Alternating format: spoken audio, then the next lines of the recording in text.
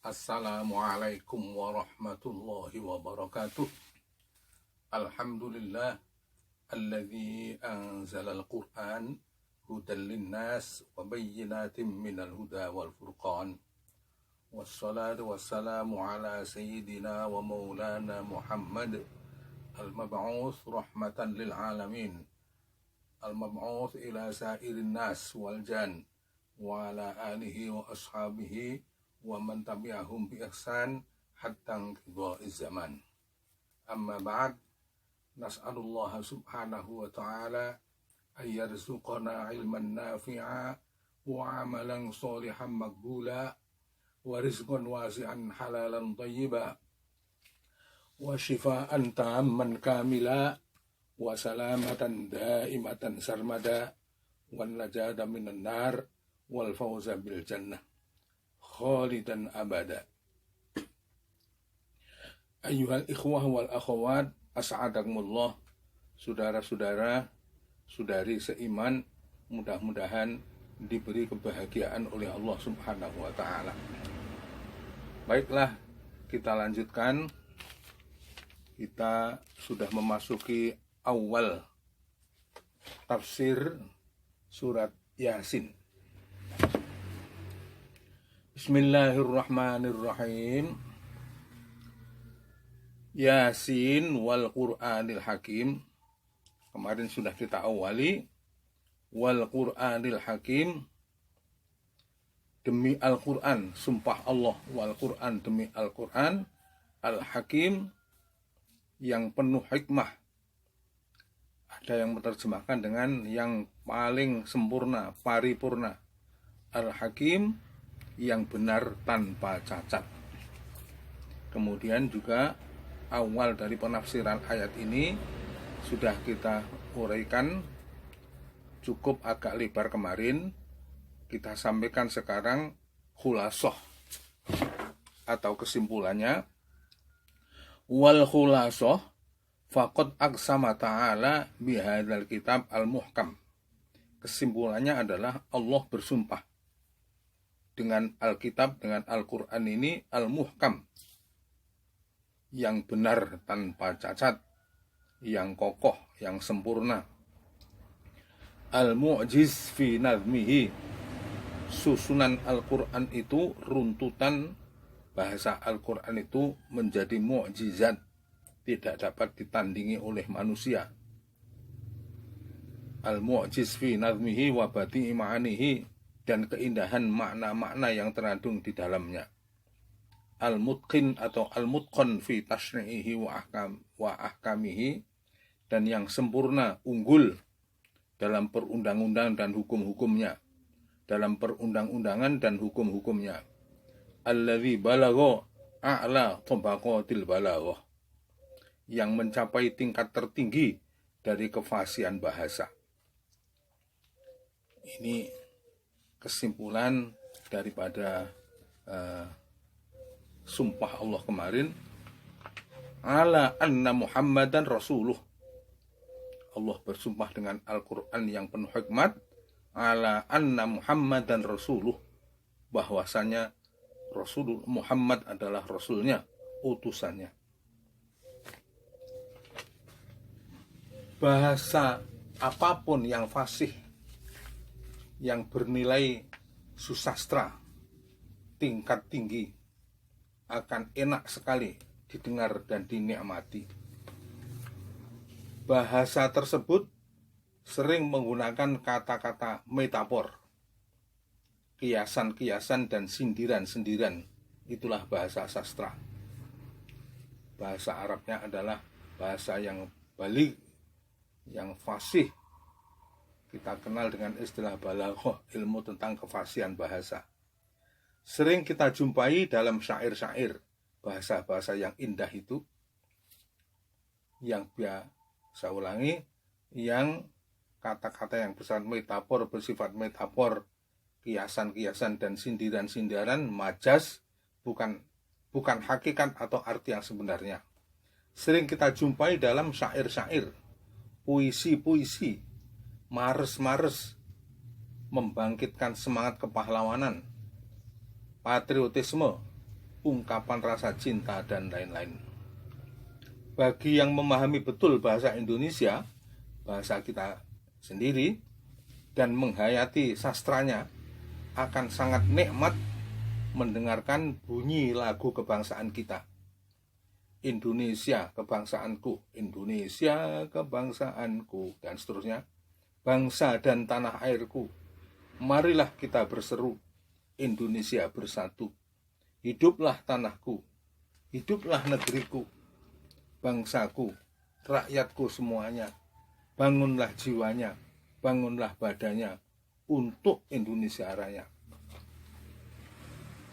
Orang yang bukan penghayat sastra mungkin akan berkelakar dengan konyolnya mungkin.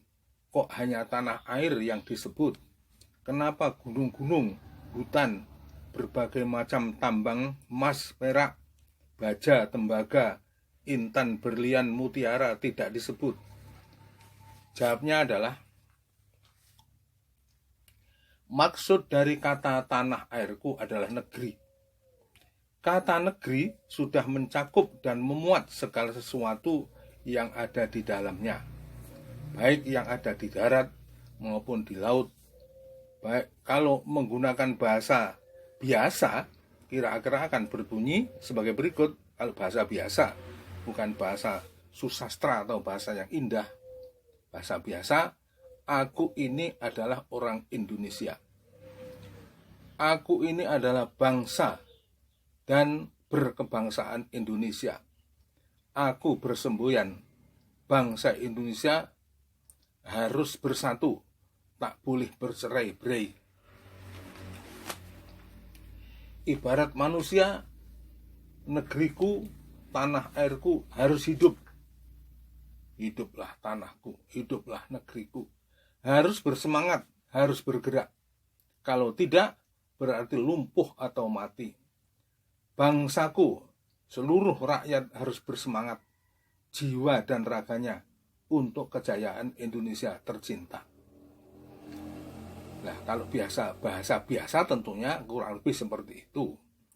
Bagi yang terpelajar, tolong dicarikan contoh-contoh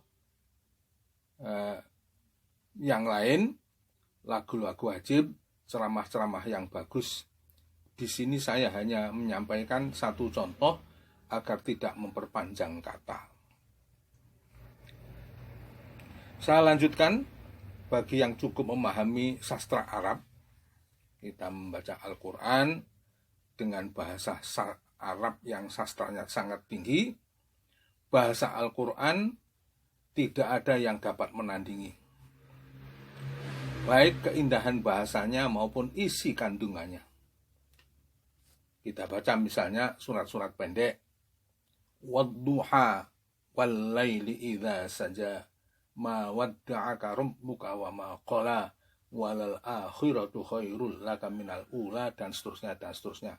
Betapa indah bahasa itu bagi orang yang cukup yang memahami bahasa sastra. Bismillahirrahmanirrahim. Wasyamsi wadduhaha wal qamari idza talaha wan nahari idza jallaha wal laili idza yaghshaha was samai wama banaha wal ardi wama tahaha wa nafsin wama sawaha fa alhamaha fujuraha wa taqwaha, dan seterusnya dan seterusnya. Misalnya lagi surat-surat pendek. Bismillahirrahmanirrahim. La uqsimu bihadzal balad wa anta hillum bihadzal balad wa walidin wa ma walad laqad khalaqnal insana fi kabad, dan seterusnya dan seterusnya. Tafsirnya insyaallah kita sajikan pada kesempatan mendatang. Saudara pendengar, muslimin, muslimat, saudara-saudara seiman, rahimakumullah. Sumpah Allah wal Qur'anil Hakim, ala anna Muhammadan Rasuluh, innaka laminal mursalin. Allah bersumpah. In wal Qur'anil Hakim, selanjutnya innaka laminal mursalin. sesungguhnya engkau wahai Muhammad laminal mursalin, niscaya benar-benar di antara orang-orang yang diutus. Jadi bahasa Arab pakai innaka, itu sudah merupakan takkid. Innaka, inna laminal mursalin, kemudian ditambah lagi dengan lam qasam. Wa fi hadzal qasam, di dalam qasam sumpah ini, minat ta'zim wa tafkhim, yang berupa penghormatan wa tafkhim dan penghargaan li sya'nir rasul, akan martabat Rasulullah sallallahu alaihi wasallam. Innaka laminal mursalin, sesungguhnya engkau adalah benar-benar termasuk di antara utusan-utusan Allah. Jawabul qasam, ini merupakan jawabnya qasam. Wal Qur'anil Hakim dijawab dengan innaka laminal mursalin. Ai innaka ya Muhammad laminal mursalin, sesungguhnya engkau Muhammad adalah termasuk benar-benar laminal mursalin, benar-benar termasuk salah satu utusan-utusan Allah. Mir Rabbil Alamin, dari Tuhan penguasa seluruh alam. Li hidayatil khalqi, untuk memberikan petunjuk kepada makhluk. Qala Ibnu Abbas, berkata sahabat Ibnu Abbas, kata beliau, qalat kuffaru Quraisyin, orang-orang kafir Quraisy dulu berkata, ini kata Ibnu Abbas, lasta ya Muhammad mursalan, Muhammad engkau itu bukan utusan, kata orang Quraisy dulu. Lasta ya Muhammad mursalan, engkau ini bukan utusan. Wa ma arsalakallahu ilaina, Allah tidak mengutus engkau Muhammad ilaina, kepada kita. Fa'aqsamallah bil Qur'anil azim, maka Allah bersumpah bil Qur'anil azim, dengan Al-Quran yang agung, al-muhkam, yang kokoh, yang penuh hikmat, yang benar tanpa cacat. Anna Muhammadan, bahwasanya Muhammad sallallahu alaihi wasallam adalah minal mursalin, termasuk salah satu di antara utusan-utusan Allah. Ayat berikutnya, ala siratim mustaqim. Terjemah harfiahnya adalah di atas jalan yang lurus. Tafsirnya ay ala tariqin wa manhajin mustaqim, artinya di atas jalan dan garis yang lurus. Lan hirafa fihi, la in hirafa fihi, tidak ada bengkok, tidak ada belok, wala wijajah, dan tidak ada bengkok. Jadi lurus, tidak belok, tidak bengkok. Wal Islam, yakni agama Islam. Dinur Rasul qoblak, agama Islam ini adalah agamanya para Rasul sebelum engkau wahai Muhammad. Para Rasul alladzina ja'u bil iman wat tauhid, yang datang dengan membawa ajakan iman dan tauhid, mengesahkan Allah subhanahu wa ta'ala. Qala At-Tabari, berkata Imam At-Tabari, ay ala tariqin la wijaja fihi, arti siratim mustaqim itu adalah ala tariqin la wijaja fihi, di atas jalan yang tidak bengkok, minal huda, dari petunjuk, wa huwal Islam, yakni Islam. Kama qala Qatadah, wat tangkir lit tafkhim wat ta'zim. Adapun tangkir dinakirahkan ala siratin mustaqim, tidak ala siratil mustaqim, tapi ala siratim mustaqim. Itu maksudnya apa? Lit tafkhim, maksudnya adalah untuk penghormatan wa ta'zim, dan menghargai, untuk menghargai dan penghormatan. Tanzilal azizir rahim,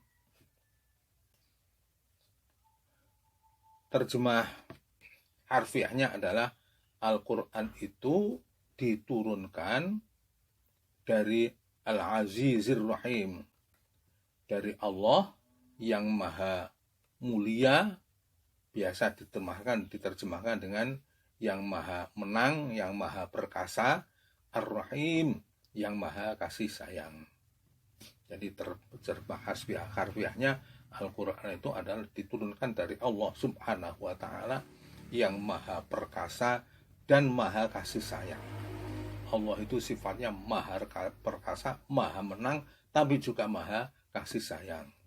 Ai hadzal Quran al-hadi al-munir, artinya Al-Quran yang memberikan petunjuk, al-munir yang menerangi, yang menerangi, menyinari, tanzilun mir rabbil izzah jalla wa'ala, turun dari Tuhan yang mempunyai kemuliaan, jalla wa'ala, yang maha agung dan maha luhur, al-aziz fi mulkihi, yang mulia, fi mulkihi, yang mulia, yang perkasa di dalam kerajaannya, ar-rahim bi khalqihi, yang maha pengasih kepada para makhluknya. Litunzira qauman ma unzira aba'uhum fahum ghafilun. Terjemah harfiahnya litunzira, agar engkau memberi peringatan. Makna aslinya litunzira itu untuk menakut-nakuti. Biasanya lalu diterjemahkan, diperhalus terjemahnya litunzira, agar engkau memberikan peringatan qauman, suatu kaum, ma unzira, yang belum pernah atau tidak pernah diberi peringatan, aba'uhum, para nenek moyang mereka. Tafsirnya ai litunzira ya Muhammad bihadzal Quran al-Arab, agar engkau memberikan peringatan wahai Muhammad dengan Al-Quran ini, memberi peringatan al-Arab kepada orang Arab. Jadi begitulah konteksnya ayat ini. Kalau dihubungkan dengan situasi pada waktu itu, Muhammad itu disuruh oleh Allah untuk memberi peringatan dengan Al-Quran itu kepada orang Arab. Alladzina, orang-orang Arab pada waktu itu, alladzina ma ja'ahum rasulun wala kitab, orang-orang yang tidak pernah kedatangan rasul dan kitab, yang biasa kita dengar dengan budaya mereka itu disebut, keadaan mereka itu disebut dengan Arab jahiliyah, orang Arab yang masih jahiliyah, yang belum mendapat petunjuk dari Allah Subhanahu wa Ta'ala. Alladzina ma ja'ahum rasulun wala kitab, orang-orang yang tidak pernah atau belum pernah kedatangan para rasul dan kitab. Litatawuli zamanil fatrah alaihim, kenapa tidak ada rasul dan tidak ada kitab, tidak ada rasul yang memberikan peringatan kepada mereka dan tidak ada kitab yang turun. Litatawuli zamanil fatrah alaihim, karena panjangnya zaman kosong, zaman kekosongan, tidak ada rasul alaihim kepada mereka. Wal murad bil ingzar takhwifuhum min adzabillah. Pengertian daripada ingzar, memberikan peringatan, itu adalah takhwifuhum, memberikan, menyampaikan rasa takut, menakut-nakuti mereka, min adzabillah, daripada siksa Allah. Fahum ghafilun, mereka itu adalah orang-orang yang lengah. Tafsirnya ai fahum bisa babidzalika ghafilun. Nah, mereka disebabkan hal-hal seperti yang diterangkan di depan adalah orang-orang yang lengah anil huda wal iman, daripada petunjuk, dan lengah dari iman. Yatakhabbatuna fi dzulumatis syirki, mereka itu ngawur, membabi buta, fi dzulumatis syirki, di dalam kegelapan kesyirikan, wa ibadatil authan, dan menyembah kepada berhala. Tsumma bayyana ta'ala, kemudian Allah Ta'ala memberikan keterangan, menerangkan istihqaqahum lil azab. Karena keadaan mereka yang demikian, mereka adalah seharusnya berhak menerima siksa. Kenapa bi israrihim? Karena mereka itu terus-terusan selalu alal kufri, dalam keadaan kufur, wa takdzib, dan mendustakan kepada utusan Allah. Faqala, maka Allah bersabda, laqad haqqal qawlu ala aktsarihim fahum la yu'minun. Laqad haqqa, benar-benar telah menjadi ketentuan, al-haqqa. Laqad haqqa, benar-benar telah menjadi ketentuan, al-qawlu, pengertian al-qawl di sini adalah azab Allah, ala aktsarihim, kepada kebanyakan mereka, fahum la yu'minun, mereka itu adalah orang-orang yang tidak mau beriman. Alam mauti'atun lil qasam.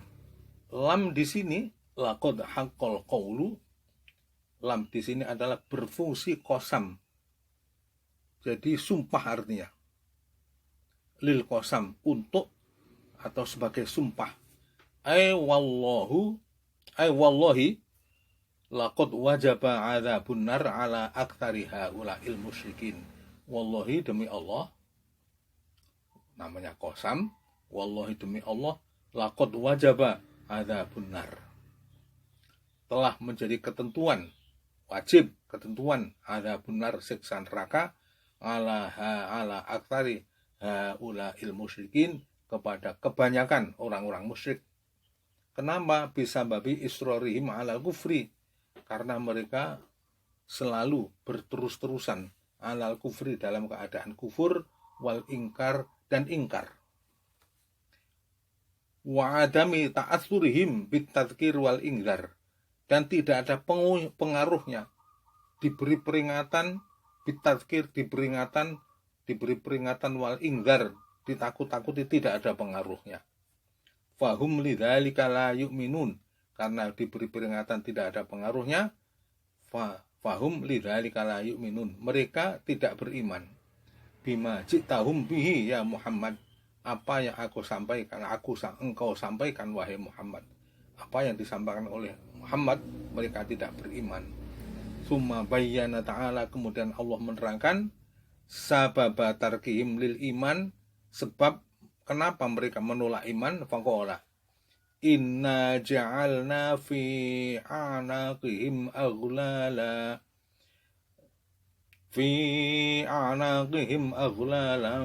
fahiya ilal alqani fahum muqamahun. Inna, sesungguhnya aku, kata Allah, ja'alna, menjadikan, fi a'naqihim, di dalam tengkuk mereka, leher mereka, aghlalan, belenggu. Ini kata metafora, kata kiasan, kata sindiran. Aku jadikan di leher, di tengkuk mereka belenggu, aghlalan, belenggu atau kekang. Fahiya ilal afqon, kekang itu sampai ke dagu. Fahum muqmahun, mereka, fahum, maka mereka itu muqmahun, kepalanya terangkat. Jadi karena dikekang ke dagunya, maka kepalanya menjadi menengadah, terangkat ke atas. Tamthilun wa taswirun lihadil musyrikin, firman Allah yang bunyinya inna ja'alna fi a'naqihim aghlalan, dan seterusnya, itu merupakan tamthil, merupakan gambaran lihadil musyrikin, kepada keadaan orang-orang musyrik, fi dhalalihim, akan kesesatan mereka, bihalil ladzi, digambarkan, diumpamakan dengan keadaan orang, ju'ila fi yadihi ghullun, digambarkan dengan orang yang di tangannya belenggu, orang yang dibelenggu tangannya, wa jumi'at yaduhu ila unuqihi, dan belenggu itu digabungkan, wa jumi'at yaduhu, tangannya digabungkan, ila unuqihi, jadi dibelenggu tangan dihubungkan dengan leher. Jadi tangan dibelenggu dengan lehernya, dijadikan satu. Fabaqiya rafi'an ra'sahu, maka ia tetap mengangkat tangannya, la yakhfaduhu, mengangkat kepalanya, la yakhfaduhu, tidak dapat menurunkan. Qala fil Jalalain, ini di dalam kitab tafsir Jalalain diterangkan, wa hadza tamtsilun, ini adalah merupakan tamtsil, merupakan gambaran. Jadi tadi sudah saya singgung, di dalam bahasa Al-Quran itu seringkali kita jumpai gambaran-gambaran. Jadi sindiran-sindiran, bukan kata yang semestinya, tapi kata sindiran. Jadi kalau kita orang Indonesia pun banyak sekali kata-kata yang bersifat sindiran-sindiran itu. Misalnya saja, biasa yang kita pakai setiap hari, maka setiap saat kalau ketemu saya selalu membuang muka. Nah, kata-kata yang demikian itu kan kata-kata sindiran. Masa mukanya dibuang, maksudnya tidak memberikan perhatian. Itu kalau bahasa kita, bahasa Indonesia. Maka masa setiap ketemu dengan saya selalu membuang muka, misalnya saja. Ada ucapan-ucapan semacam bermuka dua, ada ucapan-ucapan seperti mencari muka. Jadi banyak sekali bahasa kita yang menggunakan kata-kata sindiran, begitu juga banyak. Wal murad annahum la yuz'inuna lil iman, maksudnya adalah mereka itu tidak menghiraukan kepada iman. Wala yakhfaduna ru'usahum lahu, dan mereka tidak menundukkan kepalanya untuk menerima iman. Qala Ibnu Katsir, berkata Syekh Imam Ibnu Katsir di dalam tafsir beliau, wa ma'nal ayah, arti ayat, inna ja'alna fi a'naqihim aghlalan, terusnya inna ja'alna haula'il mahtum alaihim bisyaqa, aku jadikan orang-orang yang sudah ditentukan dengan celaka. Jadi orang-orang yang sudah ditentukan celaka itu, kaman ju'ila fi unuqihi hullun, seperti orang yang di tengkuknya, orang yang dibuat kekang pada tengkuknya dipasang kendali atau kekang. Wa jumi'at yadahu ma'unukihi, tangannya digabungkan dengan tengkuknya. Jadi tangan digabungkan dengan tengkuknya, dengan lehernya, tahta zakonihi. Jadi kekang itu berada di bawah zakon, di bawah dagunya. Fartafa'a ra'suhu, maka karena dibelenggu di dagunya, tangan dan leher dijadikan satu, dibelenggu di dagunya itu, fartafa'a ra'sahu, maka ia mengangkat kepalanya. Fasara mukmahan, maka jadilah ia kepala terangkat, jadi tidak bisa menurunkan kepalanya. Wal mukmah, arti mukmah itu adalah warrafi' ra'sahu, orang yang mengangkat kepalanya. Waqtafa bi dzikril ghulli fil unuqi an dzikril yadain. Oleh Allah Subhanahu wa taala dicukupkan saja dengan menyebut ghul, yakni kekang, fil unuqi, di leher, an dzikril yadaini, tidak disebutkan di sini dua tangan.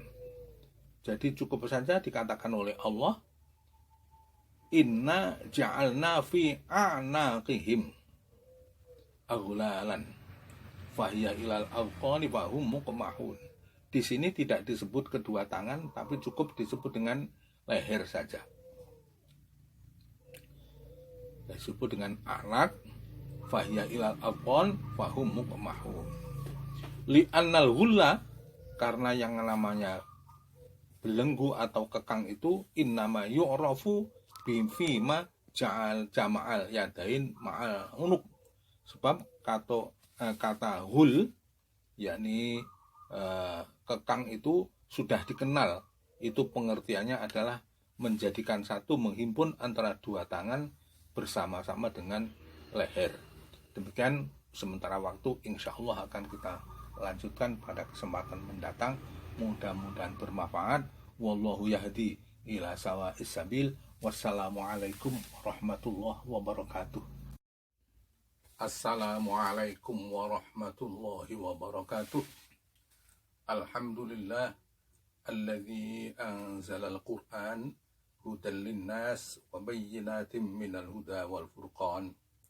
Wassalatu wassalamu ala sayyidina wa maulana Muhammad al-mab'uts rahmatan lil alamin, al-mab'uts ila sairin nas wal jan, wa ala alihi wa ashabihi wa man tabi'ahum bi ihsan hatta qidha'iz zaman.